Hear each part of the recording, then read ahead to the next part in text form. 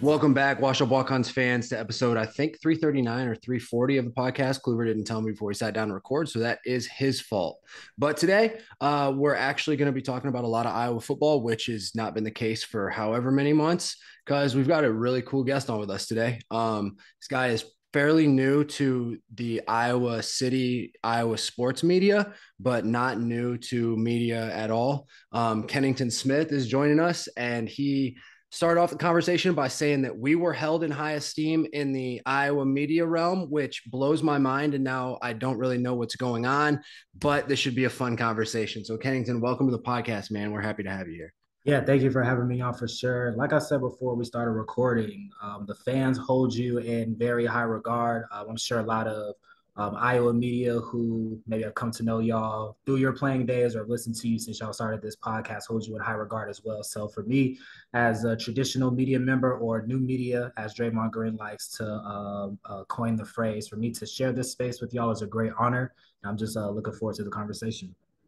We're definitely happy to ride the tailcoats of people who are actually respected in a true traditional form. So you are a part of that. Now, as Drake mentioned, Kennington, you are, first of all, you go by many names. Yeah. Skinny Kenny. Yes. I love that. Appreciate it. I am a fitness coach and nutrition trainer. And if you want to become buff Kenny someday, we can do that. Yeah, we can talk about that off air, so I can be not so skinny Kenny, but Ripped Kenny. yeah, exactly. But another one that I liked in my short prep for this pod was DJ Octane. DJ Octane. Tell me the story. What's that? So I started DJing when I was a sophomore in college. It started off very informal, just me and an aux cord and an iTunes playlist. Over time, I taught myself how to mix music. So like, turntables, doing transitions, all of that. I started DJing all the house parties at Georgia. Then I started doing formal events. And then I actually worked for the football department, DJing in the stadium during football games and during recruiting events, like when recruits come on visits during the weekends and all of that. I was at Buttsmere in our football facility, DJing for them, like, pregame while they're eating, meeting with coaches, all of that, going to the stadium, having playlists played and all of that. So it's just kind of stuck with me and carried with me like all throughout school. And then now I still do house parties. I DJ weddings. Before I took this job, I was contracted to DJ at a brewery in Atlanta all through summer of 2021. So I had to break that contract to move out here and Wow. cover the Hawkeyes. So I feel like I'm pretty legit. So my DJ trap has definitely slowed down since I've moved out here because all of my weekends are gone now covering football and men's basketball back to back. So if you're listening to this podcast, you need a DJ for your wedding. You might own a brewery or a business, and you need somebody to turn the function up. Just DM me on Twitter, and we can talk. You just got yourself some business, guaranteed. When something like that gets said, the walk-on army, as we like to call them around here, they come out. Like, so you're gonna get hit up. That's more than I was expecting. You called us certified before we hit the record button. I would call you a certified in the DJ realm. Like that's serious. Like you really you've been around. Yeah, sure. You're from Georgia. Mm-hmm. And part of this, Drake said we're going to talk Iowa football. I am really curious to get into your mind on the Hawks, but I want to give the background on a guy who Paul Feinbaum proclaimed the best name in the industry, by the way. My boy Paul. I found that. You got to be featured on his show a couple times? Yeah. So my last job before I worked here, I was covering high school sports in South Carolina. So I guess my first major break in media was during the height of the pandemic. And it's really interesting at the same time of like the racial disparity allegations that was happening at Iowa, there was a much larger conversation happening nationally, with George Floyd, Ahmaud Arbery, Breonna Taylor. And it was really a time where a lot of college departments and a lot of college football coaches were being looked to and called on to take some action with their teams. So where I lived in South Carolina, I was 30 minutes from Clemson. I was an hour and a half from the University of South Carolina. And Will Muschamp, who was the coach at South Carolina at the time, he held a march with his team. So they marched in protest. They held a voter registration drive where players could register to vote and all of that. And there was a player named Jay Urich, who's a backup quarterback. He held up a sign that he made for the protest that went viral. It said matter is the minimum. And he said, Black lives are to be cherished and to be celebrated. And he had a lot of verbiage on the sign, but somebody took a picture of him holding the sign. It went viral. Martin Luther King's daughter like screenshotted the picture, put it up on Twitter. So he became kind of like a national sensation overnight. He happened to play high school football where I was covering football at the time in Anderson, South Carolina.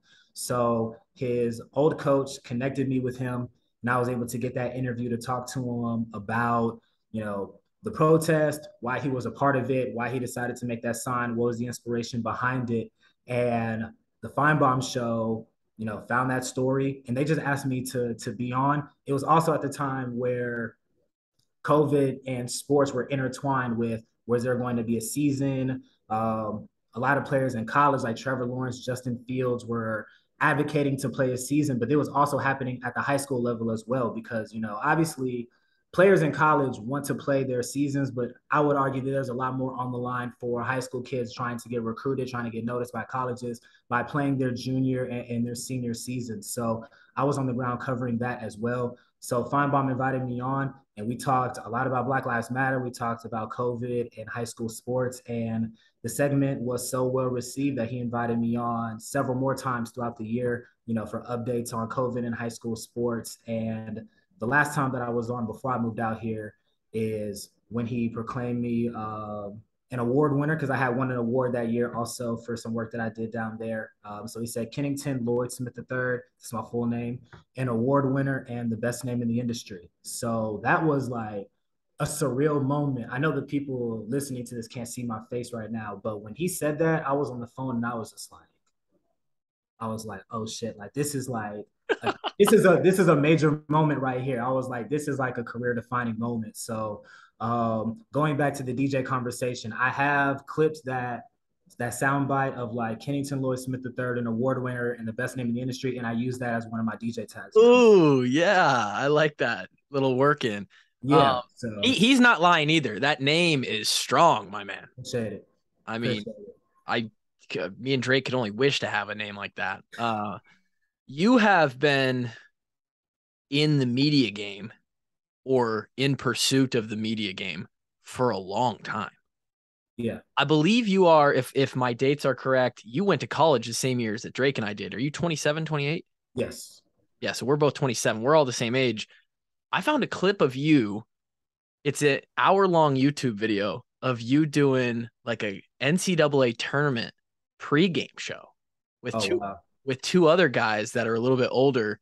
And I mean, you would have been 18 at the time. It was down in Georgia somewhere, and you are like, you're smooth, man. Like you were made for the media.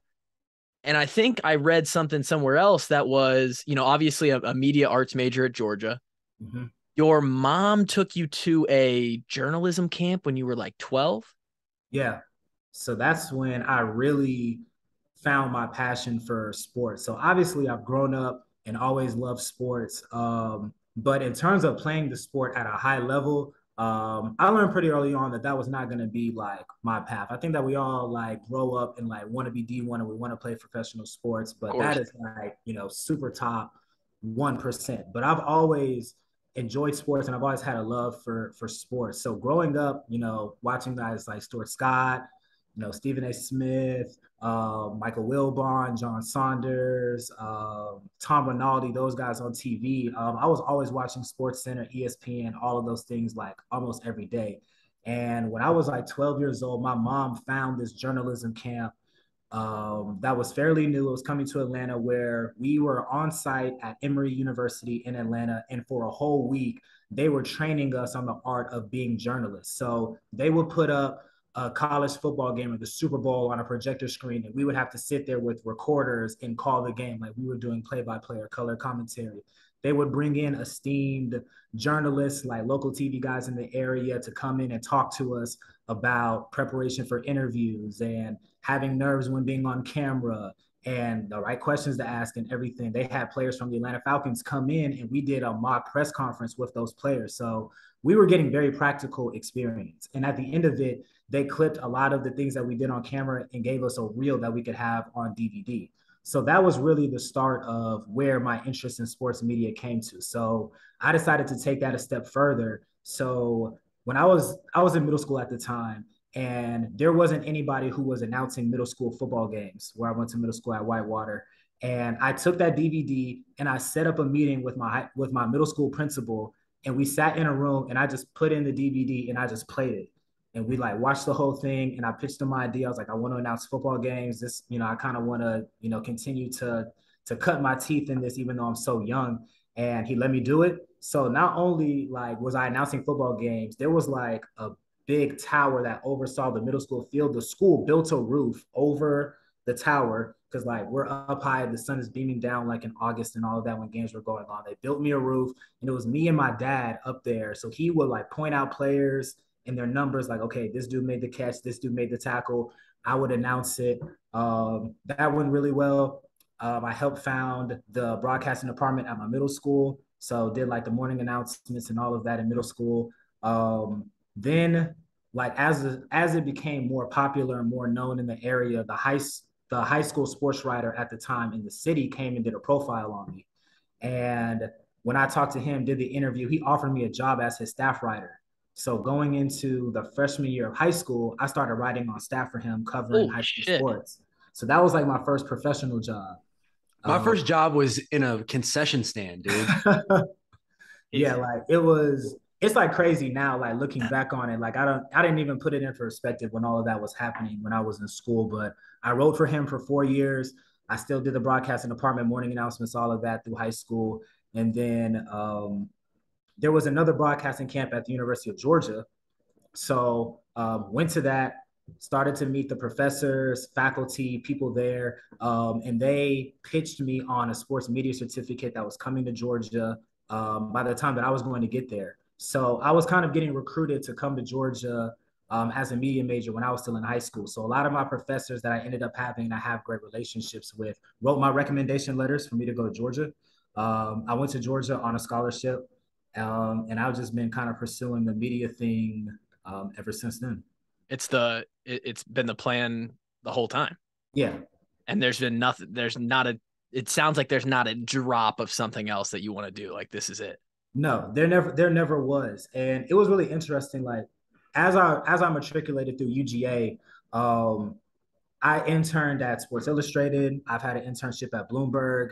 During the Summer Olympics in 2016, I had an internship with the Associated Press. So I was actually at the Olympics covering things on their behalf.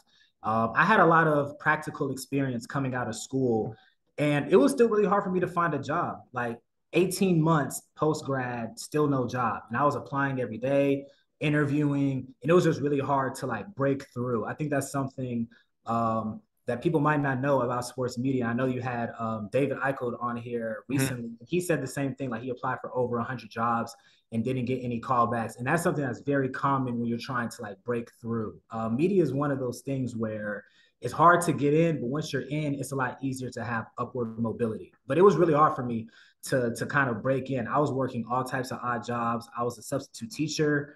At baseball games, the guys who are doing the mascot races, I was doing that for the Atlanta Braves. Like I was in the tool race, I was the hammer, like running on the warning track and all of that, just like doing anything I could to keep money in my pocket. This guy was grinding. Come on. Yeah, I was discouraged. I was working for free. I was freelancing at different papers, just trying to like keep busy. And it was really I'd have been standing my ass on the corner, tooting my ass. So right. Yeah, I'll tell you what, you're a better man than I. Oh, man. I appreciate that, but it was just like tough. Like I was just like grinding, kept getting discouraged. And it was one day I was talking to my parents, and I was like, man, I'm about to quit this. Like, I'm just going to get like a regular job and just like leave this behind. And my mom, it's actually her birthday today as we're recording this. Oh, happy birthday. Yeah. They're actually, her and my dad are actually out here visiting me right now. Amazing. I was telling my parents that I'm gonna, quit this, get a practical job. And my mom just asked me so bluntly, she was just like, what else are you gonna do but this? Like, this is the only thing you've ever wanted to do since you were 12 years old. You're 24, 25 right now. You've been in pursuit of this for over a decade. Like, honestly, like, do you think that you would be happy doing anything else? And I was like, nah. And she was like, okay, then like, this is what we're going to do. So my parents are like very much like in the trenches with me. Like they were supporting me financially. Obviously, I was living at home with them when I was searching for a job, but they kept money in my pocket. Like they never once allowed me to waver in my thinking, and they just kept encouraging me.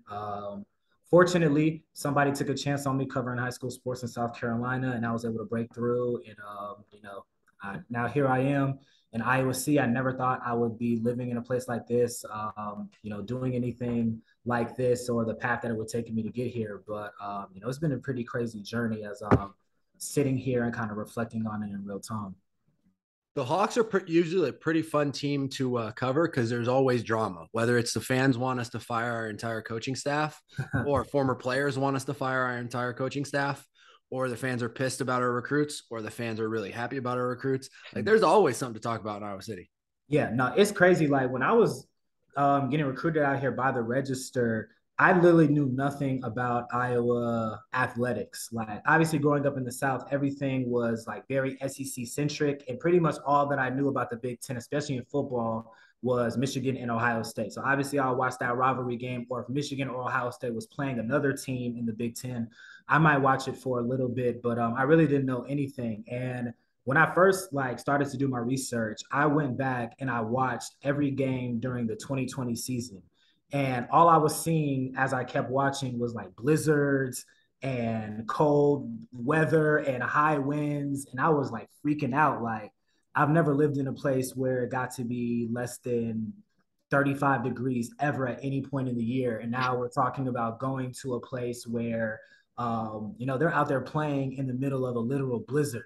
I'm gonna have to be like, I'm not gonna be out there outside, but I'm gonna have to drive there. I'm gonna have to walk to the stadium. I'm gonna have to do everything to get my post-game interviews. I'm gonna have to drive back. I have to live there day by day. So that was like a huge mental hurdle to get over. But as I did my research about Iowa, when I was talking to people out here in the media, they told me that it's like a really fun job, and there's a lot of personality out here in terms of like the athletes and the coaches. And there are hardly any dull days, which I have found to be very true in my a little over a year since I've been out here. I had in my notes, not a cold weather guy. At all. At all. So from Georgia, had it ever snowed down there? A handful of times in my life. This is actually like a crazy story. I don't know if this made it up here, but there was a moment in 2014 where the Atlanta highways literally shut down over an inch of snow. Like in the middle of the day, like it snowed 1 inch, and the entire Atlanta highway system was backed up for like 12 plus hours. Like people were getting out of their cars and walking, and like it became like a national story. It snowed an inch in Athens. I didn't go to school for literally 1 week. Like we didn't they called it the Snowpocalypse. Oh, that's what we refer to it as. So like that's my experience with snow. So coming up here, I was mortified. I was like, there's no way that I'm going to be able to survive up here if I see anything more than an inch of snow, or if I see -0 temperatures or anything like that. So this past winter wasn't that bad though. I mean, it only snowed maybe like twice.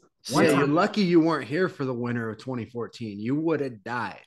Yeah, people told me about like the polar vortex or something like that, like a few years ago, and I was like, "There's just absolutely no." It was actually unbelievable how cold. So, what temperatures, what conditions are we talking about? Yeah, we're talking about snow. It's too cold to snow, but all the snow that's been there for months is just frozen up solid. So you've just got inches of frozen up snow and like -20 wind chill, -30. Yeah. So Kenny, that was actually the year that Drake and I started at the University of Iowa. So that 2013, 2014 winter, Drake and I happened to be roommates in the dorm, and moped life, You probably seen the guys rolling around on their mopeds, right? Mm-hmm. When it's that cold, those guys don't start, and a lot of cars don't start. And so the way we got to the complex was a 15-minute walk in the snow. Like basically like put your snowshoes on and go. 5:15 in the morning, 6 o'clock lift every day for 2 months. Like That's ridiculous. That's ridiculous. Like I remember when I was moving up here, I was telling my mom like I need to invest a lot of money in winter coats and gloves and lawn jobs and all of that. My mom was like, "You have coats in your closet." I'm like, "Not the coats that get me by in Atlanta. Like I need like it's a different coat. yeah, I need like $500 type jacket. Like I need like real winter wear if I'm gonna survive out here." One thing I will say about the cold, I still have not driven in the snow yet. Mm. So I consider myself very In your whole life, you've never driven in the snow? It's never, different. never. It's different. I'm A lot of dumbasses up here really act like they've never driven in the snow too, but they have. yeah, that's why I'm afraid to be out there. You talk about people who have lived here their whole lives and act like they don't know how to drive. And I'm somebody who actually doesn't know how to drive. Like I feel like that's a recipe for disaster. Yeah, I mean, you're right. Like there's a lot of people who will just drive like there's nothing on the ground. And No, that's ridiculous. it is scary. It is scary. You got to be real defensive. So, good luck whenever you make that jump, but hopefully you're transitioning a little bit better. Hopefully the skin and the body sort of adjusts. I think it does after a while. He's lying to you, bro. That No, wind is I'm gonna not. hurt for the rest of your life. It still hurts, but maybe not that initial shock. Yeah. So you said that you got sort of recruited to the Des Moines Register. I was curious on how that job came to be. You're working high school football. You have this experience with a whole bunch of other outlets and in internships and spots where you spent a couple months here, a couple months there. You were with the Falcons for a little bit on their beat. And now the Des Moines Register calls you up or sends you an email. How does this happen? Right. So I got this job going to a convention that the National Association of Black Journalists puts on every year. So I went and scoured the career fair every day for like 4 or 5 days at this convention. I didn't go to any workshops. I didn't do anything, but just 9 to 5 at the career fair, just talking to as many people as I could. And the Des Moines Register is owned by USA Today.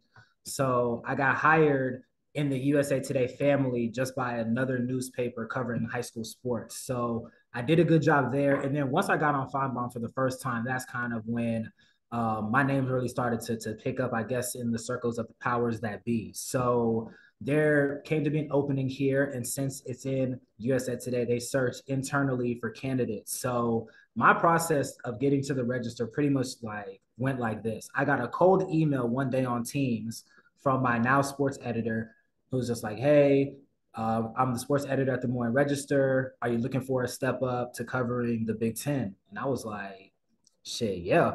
So I talked to him for about an hour, and then I talked to a few other people on staff, and then I ended up taking a visit up here during the last spring practice of what was that 2021. So I got a chance to see like the open practice and all of that. I came on a visit where they like kind of toured me the area, and I got a chance to talk to some people on staff like Chad Lysico, who's my co-writer. And that was pretty much it. Like there really wasn't much interviewing going on. It was just kind of like, hey, do you want to come up here? Obviously, I had a lot of questions like the weather. Every single person I talked to, I really didn't have any questions about the job. When they were like, do you have any questions for me? The first question I asked every time is the weather really as bad as I think it is? So I kind of got catfished a bit. When I came up here last year, it was like 80 degrees. The sun was out. It was like so beautiful. And then this past April, it was 20-mile-an-hour winds and sub 50 degrees the entire month. So I was like, where was this weather that I saw last year? So that was kind of the process of getting up here. It was like all internal. And I'm just thankful that they came in and got me up out of South Carolina and gave me a chance to see some different parts of the country and experience something that I probably wouldn't have otherwise. You get hired, and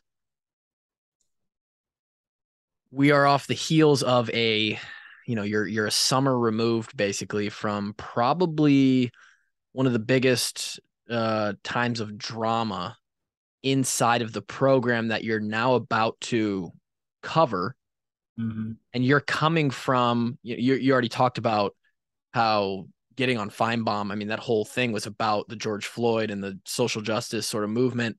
You're a black man from the South. Did that weigh on you? That whole situation? What was that like for you? I'm very curious. Yeah. It would, in my eyes, it may be hard to come in without preconceived notions or assumptions about the program that you're now going to cover, and be like, maybe that's hard to be impartial. Maybe it's not. You tell me. Yeah, that's a good question. I think that for me, it was a lot to process just because not only are we talking about the program, but just like the entire demographics of the state. Like I'm born and raised in Atlanta. I'm used to being around a lot of people that look like me naturally, and coming to a place where the Black population isn't that large. And then when we take it a step further, I'm the only full-time Black reporter in Iowa sports media. Yep. So I would have been the first. Like there wasn't any at the time. I believe there aren't any on the Register's staff either. So it was just kind of like for me, that was I think the biggest hurdle to get over is just like walking into a place where I know every single time I walk into a presser, every single time I go to an availability, every single time I'm doing anything on behalf of the Register, it's just going to be me there that looks like me. And that was something that I had to really process. But I also just saw it as an opportunity for me to come out and maybe just provide some perspectives that other people just, they can't provide, and just be a voice and be somebody who can relate to players, like somebody who looks like them, dresses like them, listens to the same music, all of those things, and just maybe like use it to my advantage and not so much look at it as a hindrance to what I'm trying to do. So Sure. I didn't know a lot about the lawsuit and all of that coming in. But I did, a little bit of research, and I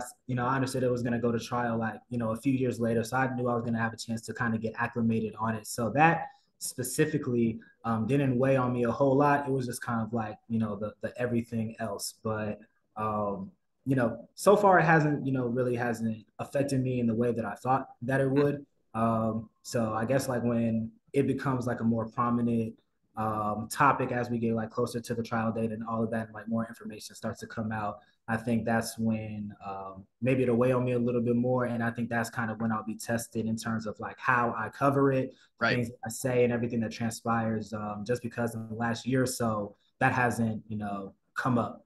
Yeah. Well, Yeah. I'll tell you what, some of your peers, we'll call them, didn't necessarily cover that topic with any journalistic integrity whatsoever. Yeah. So you do not have hard shoes to fill. Literally, however you cover it is going to be better than the way it was covered.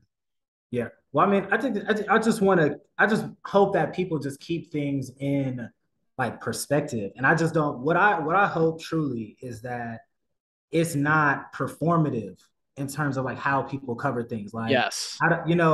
not, I want it to come from whatever your stance is. I just want it to come from a genuine place. Like, I don't want anybody to put on this face and act like they're some champion of, social justice or whatever, or feel like they have to say something because they don't want to get canceled or anything like that. Like, I just want true, genuine intentions by people and honest and fair reporting. That's truly what I hope and what I want.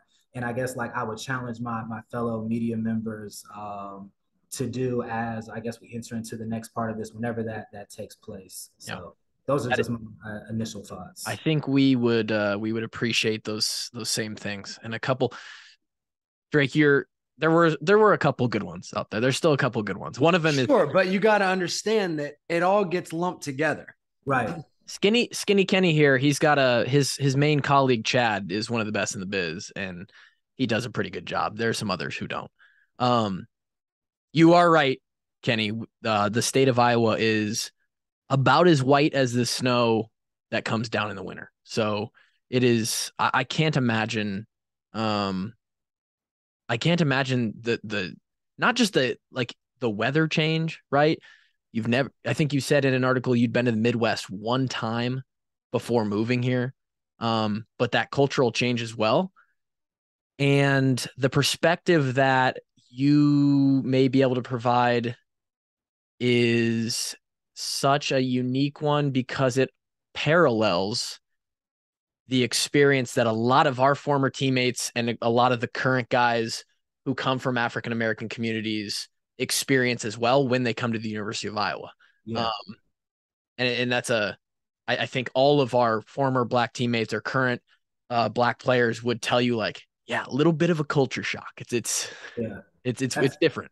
Yeah, actually, like on my visit, that's when I met Tyler Goodson and his family, and I got tight with them. So Georgia, yep. yeah, another Georgia boy. So when I was getting recruited up here, I think that Chad was the one who introduced me to the Goodwins and to Goodsons, excuse me. And he was like, I know this family. They're also from Georgia. I think they'll be able to give you a little bit of a perspective. So he connected me with Maurice and Felicia.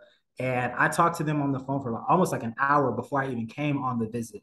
Wow. They're like, we're gonna be, yeah. They were just telling me just about like Tyler's recruiting process, the times that they had come to Iowa, their experiences, like the weather, all of that. And they said that they were also going to be in town during the last spring practice. So like when I came up on a visit with my folks, like we got a chance to like meet. So I met like Tyler, I met Justin Britt also while I was up here. And I got a chance to like talk to them, get their experiences person before I even started on the beat. So like that was like really cool just to like get that experience, especially somebody who's from literally the same place that I am, and kind of get their perspective. So that was something that definitely like weighed heavily on me in terms of like my decision. Like, okay, like he came up here and did it, and this is somebody who's even younger than me. So I think that kind of gave me some confidence that I could come up here and thrive as well. And then like on the professional side, that was just like I guess like my first in with one of the players on the team. Like that's something that was one of the biggest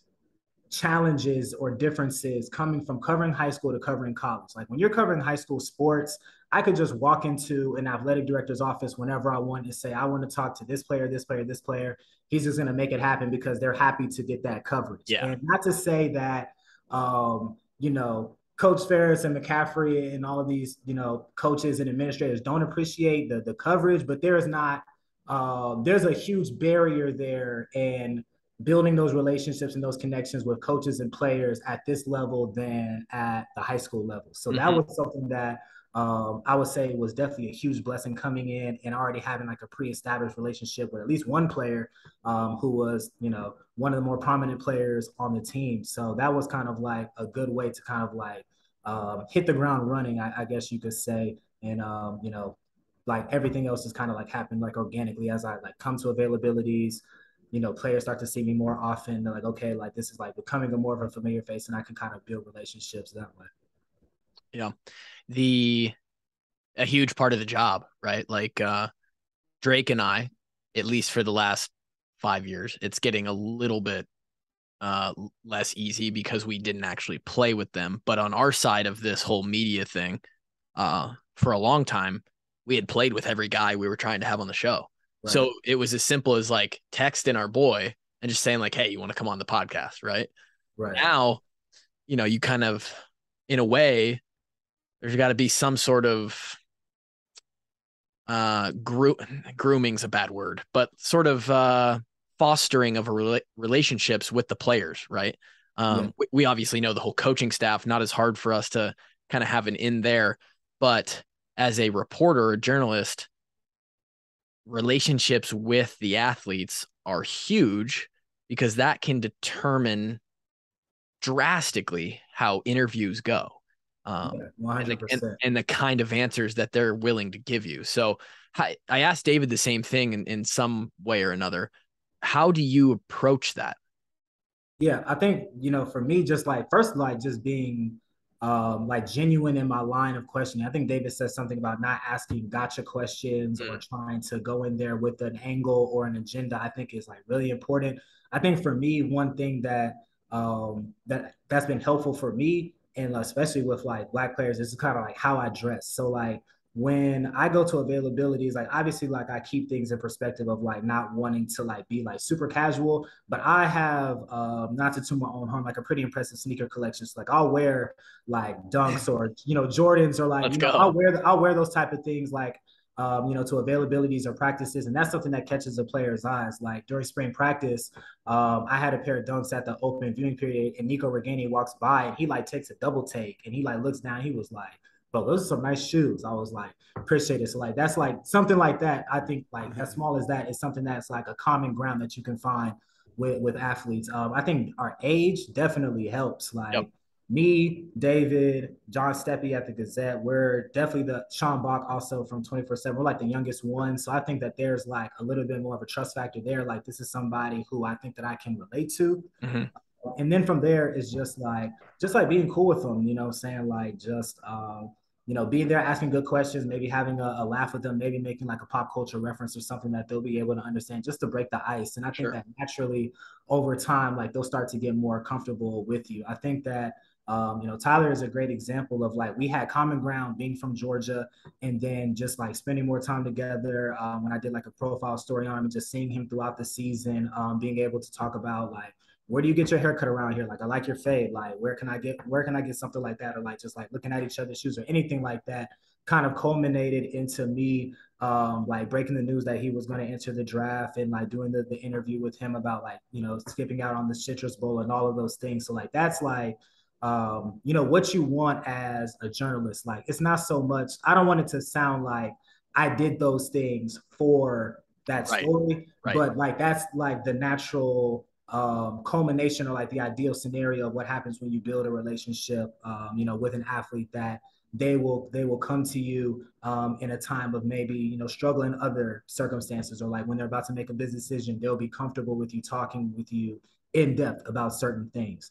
So that's how I go about it. And what I would say about your podcast, as well as others like I Am Athlete, Pivot, others that are doing the same thing. Insane company to be measured or to be mentioned with right there. Yeah, I mean it's player generated content, and I think that is a huge section of the media that needs to be acknowledged. And what I would say about that is, even though you may not have a relationship personally with a Dane Belton or a Matt Hankins or whoever on the team, you didn't play with them, you have a common ground that you played the same sport, you played in the same program, and you speak the same language. I think that for me and everybody else in like traditional media, there has to be a little bit of self-awareness and understanding that it's going to be very rare for us to have the same comfort level with an athlete versus somebody who's actually, been in their shoes before. I think that's why player generated content is so huge, and something that's been missing for a long time, is because when you're talking about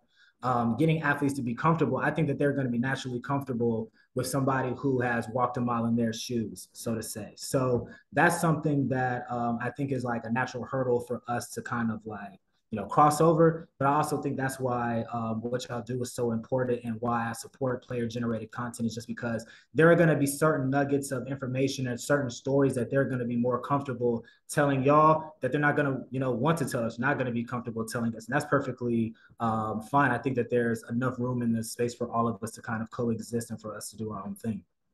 I think rising tides raise all ships for sure in this situation. David and I talked about that too, sort of the, what you guys do on the more traditional side, and you and David are sort of in the middle, right? The new media versus what we do on a player generated side, sort of a Barstool-esque Pat McAfee kind of thing. We have you on, we make connections with you, that content crosses over. It's good for everybody. I think one of the biggest compliments that I've gotten on this show over the 339, you were right, Drake. Sorry, I didn't fill you in before we started. Is Dane Belton's dad, who I've been back and forth in contact with, because Belton was always my favorite player over the last 3-4 years.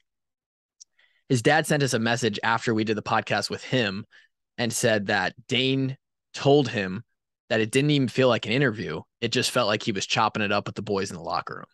Right. And that feeling, sort of what you alluded to, is exactly what we're going for, and is sort of that advantage or unique kind of thing that we have on our show. And it's like, man, that's if a guy walks away from our show feeling like that, then we won. Like, we feel like we did a good job. So yeah.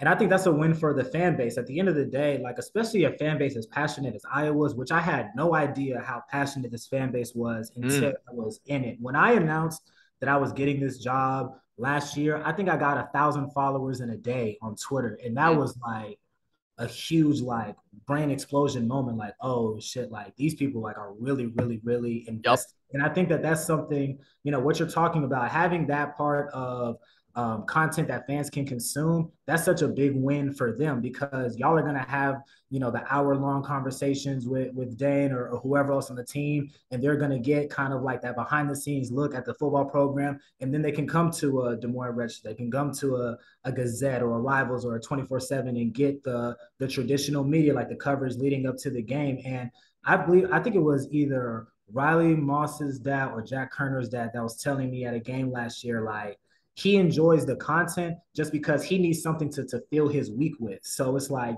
they might listen to Watch the Walk-Ons early in the week, and then they're going to consume our stories throughout the week, and they're going to listen to our radio show, and they're going to listen to Swarmcast, and they're going to listen to other things to kind of get them up to Saturday. And then there's just going to be a lot of content for all of us to digest on the media side and put back out for the fans. So I think that the more content, especially in this market, the better for the fans. And it's not so much like a competition really, because the fans are taking in everything. Like they're going to listen to y'all, they're going to read us, they're going to read everybody else. So like the more that we can kind of like do cross content, cross promotional things, and like just continue to do our own things in our own lanes respectfully, is only going to raise the quality of coverage in the area.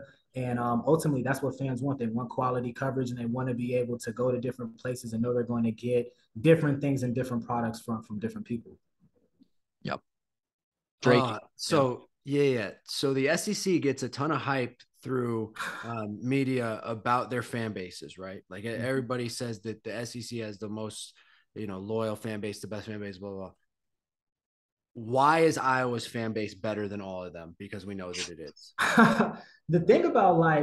Here's what I'll say about Iowa fans that I think is different than SEC fans in terms of passion, and why I would say that I would prefer this if I was a player or a coach at Iowa versus an SEC school. Like, yes, SEC culture is very passionate and the fans are very passionate, but it is also an extremely volatile place to try to thrive and survive. Like in the SEC, if you're coming in as a new coach, if you're not winning 9-10 games in your second year, you're on the hot seat. I mean, look at Georgia, for example. Like Mark Richt was one of the most respected coaches in college football who was consistently winning 9-10 games a year at Georgia, got fired because it wasn't good enough.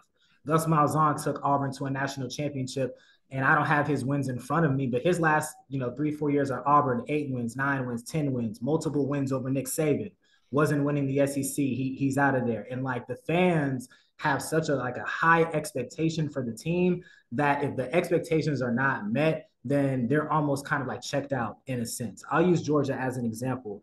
In 2020 pandemic year, we lost 2 games. We didn't go to the playoffs. We were still in a New Year's Six bowl game. But after we lost to Florida, and that was our second loss of the season, there was a large part of the fan base that was like, oh, we're not going to the playoffs. Like, okay, like season's done. Let's look ahead to our recruiting class. Let's look ahead to next year. Not to say that they're not, diehard fans, but like the culture and like the SEC is very much like championships or bust oriented, and there's not much like middle ground there. What I would say about Iowa fans is like the passion and the commitment to the team is the same, like no matter what, like every single week. Like when they were number 2 in the country, the fan base was there and they were passionate throughout. When they lost to Purdue and Wisconsin, obviously it sucked, but I didn't see like a huge drop off in like fan interaction on Twitter, or like people on Twitter saying like, oh, like, we went from number 2 in the country to unranked, like, oh, like, let's just, we're going to check out of the season. Like, let's just look ahead to basketball or to something else. Like, they are very much just like, we're still here. So I think, there's passion on both sides, but I just think that there's like such an unwavering commitment to the football program and the basketball program here, and really all sports. That's another thing that's a major difference that I would say between like SEC and Big Ten. Like me personally, I'm not a huge Georgia basketball fan. Like they haven't done much. They haven't been anything in like the last several years. Like we don't pay much attention to like, Georgia baseball and other things. Like Iowa fans, like they're super tapped into football. And then the same passion is translated to basketball and women's basketball, baseball, obviously wrestling. So like it's just like every single sport, like they're tapped in, they're laser focused, and they're just gonna ride with it, good teams, bad teams, like it's still going to be the exact same. So that's what I would say on kind of the differences and what I've seen from this fan base compared to like the fan base. And I'm a part of Georgia and kind of what I've seen throughout the SEC. Drake, I think we got an opportunity here. I see it. I can see it in my mind. We get Skinny Kenny, DJ Octane on the aux for a Iowa Penn State Carver Hawkeye wrestling match. That would be sweet, wouldn't it? That's an environment you want to be a part of if you've never been. I went to the wrestling match. I went to Iowa wrestling. That's the first time I ever been to like anything wrestling wise. It is crazy. Was it a big matchup? Yeah, it was like packed out, like loud. Yeah. It felt like WWE almost, but there was like obviously it's like real wrestling, but it was just like the intensity in the air was like crazy. And they're like shooting fire and like there's like player intros and they're like coming out and like there's like lights flashing and it's just like crazy. So that's like another thing that was like mind-blowing coming in, like starting off. Wrestling's like Bible around here. That's I mean there and not only could the 10 guys that run out on the mat whoop everybody's ass, but there's about 40 dudes in the crowd that could come out and whoop guys' asses too. Like, cause they were former wrestlers and like they're big ass farmers with hands that are just strong as hell. Like the crowd that are wrestling, there's nothing like it.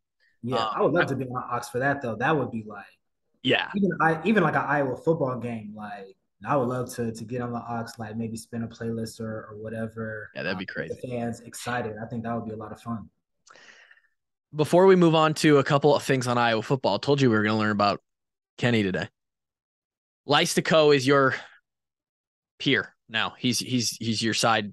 I mean, I don't know who's Batman and Robin. Maybe you're both Batman. He is one of the longer tenured, by my count, Tyler Kluver, all the way from back when I was in high school. Probably one of the most consistent, well-respected guys in the space. Yeah.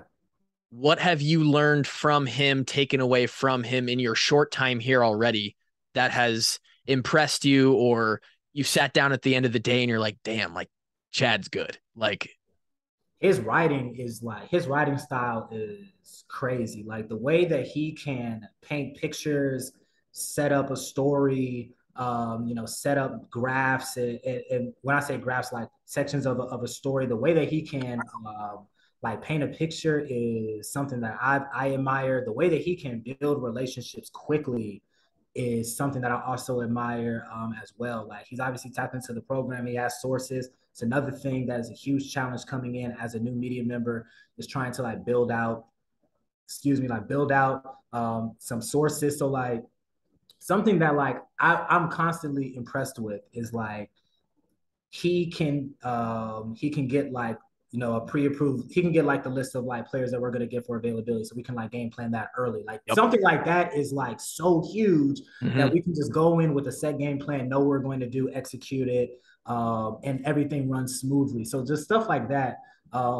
His preparation for interviews is like elite level. He transcribes every single interview by hand. Like, wow. Like he's listening to the audio, he's typing out every single word. Like I'm new school. Like I have an app that transcribes it for me. Like they talk to text. Like he's still, recorder, wired headphones. Like I love it. He's kind of like a pro's pro. So he's taught me how to be a professional. And another thing, just like on a personal level, there is no way that I would be here year one going into year two, as happy as I am to be here and not looking to leave, if it was not for him. Like he welcomed me in on my visit. He took me out to lunch and we talked. He's built a relationship with my parents. Last season for the Nebraska game, they obviously play on Black Friday. So it's like Thanksgiving Thursday, the game's the next day. I'm up here by myself. He invited me to his house to have Thanksgiving dinner with his family, stay over the night at his house, and then we go to the game together. It's just stuff like that. That's Damn. just like, that's invaluable. So to not only have a partner that can like show me the ropes, but also somebody who I know has like actual like care for me as a person and like wants to see me do well. And takes a vested interest in making sure that I'm comfortable at all times and that I'm enjoying myself here and that I feel comfortable here has been like a blessing. So I really couldn't imagine like working with anybody starting off, you know, other than him. And he's just meant like so much to me, even though we've only known each other for like a year. That's amazing. I don't think I could have asked for a better answer in that question. So, also on a side note, and at 54 minutes into the podcast here, I think the listeners have figured this out. You're a fantastic guest to have on. When I have guys on that can talk and like, and I don't have to like be I mean, Drake, Drake, are you here audio still? Maybe not. He will often be like, wow, we need a guest who can talk more because I hate listening to Tyler talk so much. Like, you're the guy we're looking for. Couple Iowa questions, Iowa football. And this came from, we have a little private chat from our Walk-On Army fan base. One of the questions was, what is Kenny most looking forward to about covering this year's Hawkeye football team? Here's what I'll say. First of all, the home schedule is crazy. Like there are as we're recording this, like right before we started, I had to put out like a breaking news file that they sold out all of their home games. So that's like the one thing that I'm looking forward to. Last year when they played Penn State was such a monumental moment, not only for what it meant them winning the game, but also what it meant for recruiting. I mean, when you listen to like Xavier Wampa talk about his commitment to Iowa, Caleb Johnson flipping his commitment to Iowa, the main things, Caden Proctor, the main things that they point to, that Penn State game. And I think that there is a game on the schedule, like same time of year with as much at stake, early October, the Michigan game. Yep. Like, especially after what happened in the Big Ten championship, the way that they ran up the score at the end of the game, trying to impress the playoff committee. There's a very good chance that both teams are going to be undefeated. Could be a top 10 matchup. I feel like there's going to be that same electricity in the air. And if I were to win that game, there could be a potential top 5 matchup against Ohio State, which is another thing that I'm looking forward to, like going to the Horseshoe and taking in that stadium. So getting a chance to see that venue is something that I'm looking forward to. I think just overall, though, what I'm most looking forward to is I want to see how things play out, especially on offense. Like I think that there is so much attention and pressure on the offense this year. Not only, Spencer Petras, Alex Padilla, whoever's going to play a quarterback. Obviously, Brian Ferentz has been caught in the crosshairs of a lot of criticism. And him moving from tight ends coach to quarterbacks coach this year, that move was met with, some scrutiny from fans and other, people in the Iowa media. I think, Chuck Long also said that they missed the opportunity to bring in kind of like a quarterbacks coach. So there's a lot of. Did he say that? I believe so. Wow. I believe so. We might have to. No. And that's unverified, but it would not shock me that he said that either. That. And Chuck is now sort of in the media space as well. So he, there's maybe a little grab with that statement, but I don't think he's the only one that echoes that. All right. So I have the quote pulled up. I believe he might have been like a guest on a podcast or something, but okay. The quote says, "I thought it was a missed opportunity for Kirk and Iowa football. I really did. Quarterback coaching is such a different animal. I was in it for 20 years. I don't know anybody with an offensive line background that has gone on to coach quarterbacks." So just from that, like it's coming from all areas, I think is the point that I'm trying to make. And I want to see how it's going to play out, this year in terms of the offense. Obviously, last year they were still able to win 10 games and win the West and all of that. The schedule difficulty this year is experiencing a major uptick. Like last year, their opponents out of the East were like Maryland and Indiana. This year, it's Ohio State and Michigan. So like 2 complete different ends of the spectrum. So those are just a few things I'm looking forward to this year. And we obviously don't root for the teams that we cover, but I'm just hoping and praying that at the end of the year, we do not end up in a cold weather bowl game. That would be a positive result. Coach Ferentz, we have said it multiple times on this show that we always used to joke about if we go to Detroit or we go somewhere like the Pinstripe, we're even taking a bus, yeah, and we're not staying in a hotel for more than one night, treating it like a normal away game, and you assholes best believe that bowl prep is gonna suck. Yeah, there was some light threatening tone in the, hey, we're not in it to win 6 games and go to Detroit. Let's just say that. And for the reporters, those who have to recover it or cover it, although I think Detroit is inside, it's still not fun. Like Florida is so much better. Texas is so much better. Yeah, like California. It was crazy. Like last year when the team started 6-0 and was number 2, I was in my group chat like, I'm going to the Rose Bowl. Like I was gonna play Georgia in the playoffs. Like we're gonna be like. Wouldn't that be something for you? That would be crazy. That would be crazy. So like that's like where I was thinking last year. We still ended up in Florida, warm weather bowl game. Spent New Year's, in Florida, so I couldn't complain about that. But the media members talk about that Pinstripe Bowl from a few years ago and having to cover it in an outdoor press box. Like it sounds like a horror movie. So I am so much manifesting that I don't have to find myself in a similar situation. That was Drake and I's last game in the program, and it was cold as hell. Yeah. I was gonna say that you would have really enjoyed covering the Pinstripe Bowl, man. You'd have the time of life. Oh my, yeah, it would have been. I don't know about the time of my life. That is, that's an interesting choice of words. It would have been something that I can, look back on. I don't know if I would laugh on it, but it would be a memory for sure. Hopefully, I don't have a. Our guy Drake scored a touchdown in that game and then celebrated with a home. Okay. So I'm gonna have to go back and after we're done recording, I have to go look up those highlights on YouTube. So I can pull the picture. It's a pretty sweet picture that we have of Drake.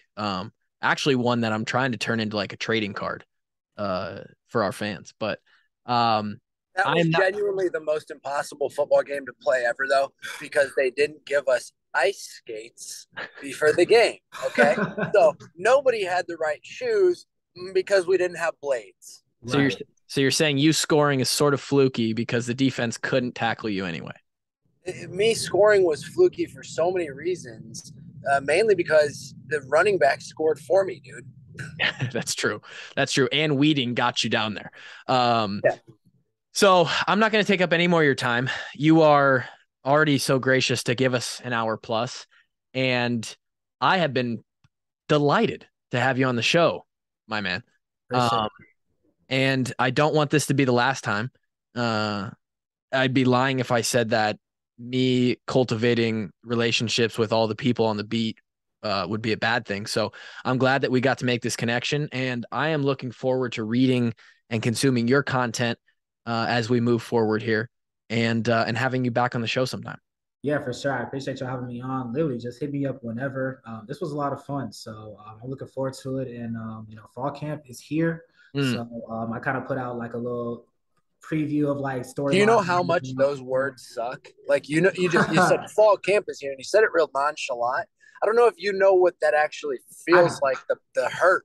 I don't. I truly don't. Well, I don't know. I guess like the athletic department has to like dress it up, because like I've seen the little hype videos that they put out in like the last few days of like the players smiling for the cameras, walking into fall camp. It's a facade. Yeah. And I do think the camp has gotten easier. The rules have stopped the coaches from absolutely punishing you for weeks on end. Yeah. But like there's a certain pain that comes with the word camp. I don't even go camping. I don't like tents. I don't even go outdoors because I don't like the word camp. Yeah. But for Drake, you got to understand, for guys like Kenny, camp is like, I mean, that's the impetus. That's the start, dude. It's 4 months of straight content. That's lighting the candles before you blow them out and eat the cake. Yeah, that's like I'm so excited for media day, just get like content rolling, see the players. I'm so excited for the Kids Day scrimmage again, like just to see a good look at the team. I feel like spring was so like there was such a missed opportunity, no fault to the program, but there were just so many injuries in spring. We couldn't get a chance to see what the team actually looked like because so many guys were hurt. So I understand that there's a clean bill of health right now. So hopefully it stays that way. And, the fans get to come out and see like the real team, so to say, and we get to take it in as media members. That would be fantastic. Well, episode 339 with Kennington Smith, a legend, kind of, definitely certified. We hope you enjoyed. We'll have him back on the show. Go check out his stuff. He's working for the Des Moines Register, and you can find him on Twitter and everywhere else. We'll talk to you guys again on Monday. Until then, peace.